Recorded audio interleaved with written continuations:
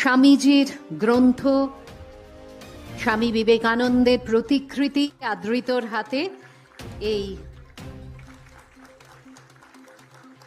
আপনারা দেখছেন বাংলার আওয়াজ। আমি চাই আপনারা আধুনিক ভারতের, যার জন্মদিনকে জাতীয় শিক্ষা দিবস হিসেবে পালন করা হয় 5ই সেপ্টেম্বর, ডক্টর সর্বপল্লী রাধাকৃষ্ণনের ভাবনায় আপনারা নিজেকে তৈরি করুন। আপনারা মাঝে মাঝে স্মার্ট মোবাইল ফোনে আপনারা এপিজে আব্দুল কালামজি, ভারতবর্ষের প্রাক্তন রাষ্ট্রপতি প্রয়াত, তার বক্তৃতাগুলো শুনুন, তার ক্লাসগুলো, তার ইন্টারেকশন, প্রশ্ন উত্তরগুলো শুনে নিজেকে সুন্দরভাবে তৈরি করুন, গড়ে তুলুন। আপনাদের সরকার আপনাদের সাথে থাকবে। শিক্ষা ছাড়া আমরা কখনোই চেতনার মুক্তি ঘটাতে পারি না, আর চেতনার মুক্তি ঘটানোর মধ্য দিয়েই আধুনিক বাংলা তৈরি হতে পারে।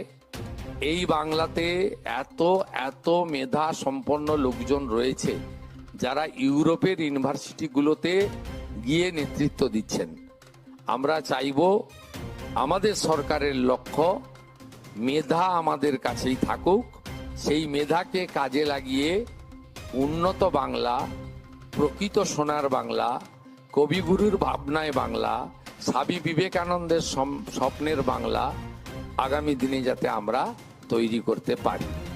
শুধুমাত্র পুঁথিগত শিক্ষা বা পরীক্ষায় কৃতকার্য হওয়ার মধ্য দিয়ে নিজেকে সীমাবদ্ধ না রেখে এমন শিক্ষায় শিক্ষিত হওয়া উচিত যে শিক্ষার মাধ্যমে নিজের চরিত্র গঠিত হয়, মনের বল বৃদ্ধি পায়, বুদ্ধিবৃত্তি বিকশিত হয় এবং মানুষ স্বাবলম্বী হয়ে উঠতে পারে।